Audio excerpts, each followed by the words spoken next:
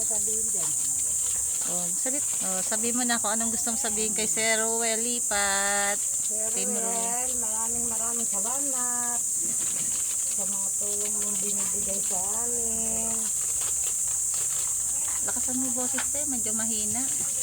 Sisikapin namin na Makabangon sa buhay. At tulungan din yung iba. Saan ba ito? Pasensya na kayo kasi sa daming problemang pumasok sa buhay. Naubos ang aking ari-arian. Pati hanap buhay, natumba. Kaya gusto kong makabangon uli. Naksidente yung asawa. Ubos. Ano? Pero pasensya na yung mga puhunan na binikaw mo sa amin, naubos. Dahil sa daming problemang darating sa buhay. Tapos, na-aksidente pa yung asawa ko. Nawala yung lisensya. So, ano-ano nang nangyari sa buhay namin. Anong nangyari sa jeep na minamaneho ni Kuya Manny? Pinagawa muna namin bago na ibiyahe ulit. Nagbayad din kami ng nabanggang tricycle, yung bakod ng bahay. Kaya malaki yung nagastos namin. Pati yung jeep na minamaneho namin, nasira din. Kaya pinagawa muna bago siya nakabiyahe. Ano pong nangyari doon sa isdaan na ano nangyari sa puhunan? Nadamay po ba doon? Nadamay ang isda. Naubos sa gastos sa paggawa ng mga damage sa bangga. Yung sa pang barbecue, nadamay din po. Nadamay. Damay lahat ang hanap buhay ko. Kasi nawalan siya ng ilang araw na ilang linggong labas. Kaya, siyempre, nakain namin yung puhunan, nagastos, gano'n. Ito ng bayad-bayad.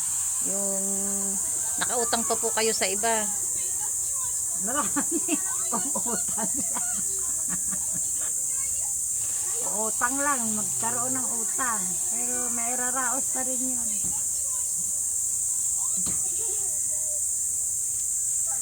Sa panahon ngayon, ang dami kong nandito lahat yung mga apo ko, bakasyon, nagsisiuwian sila, kaya medyo marami akong kargahin sa buhay. Maraming alaga.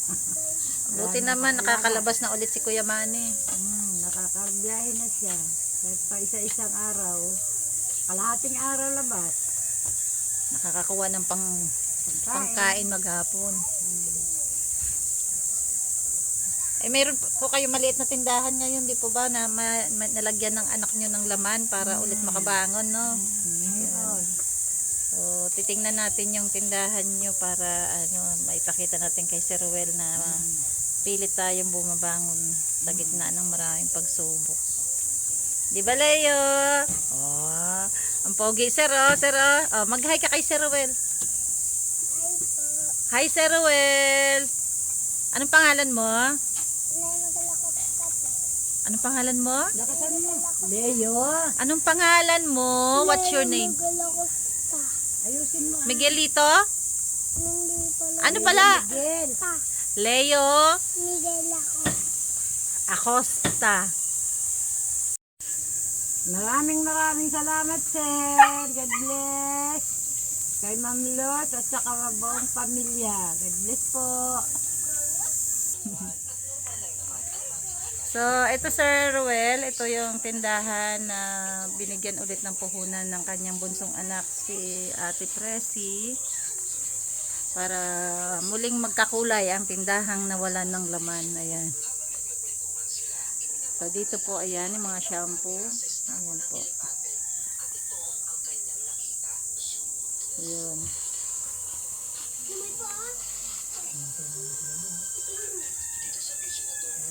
Kasi po talagang dahil sa nangyari sa kanila, yung nagkabangga, na aksidente, talagang ubos-ubos po ang puhunan ni Ate Presi. Naubos talaga.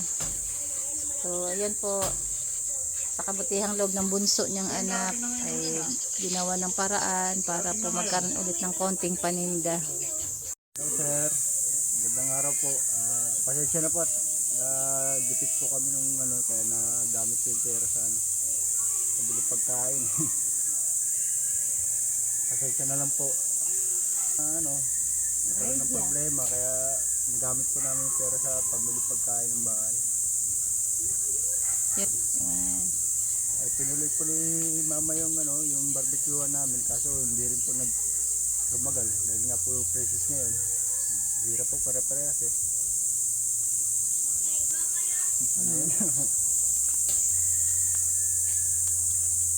Pasensya na rin po kayo at na po namin yung tatay namin na aksidente po kaya doon po napunta yung ibang pera. Maraming salamat po sir.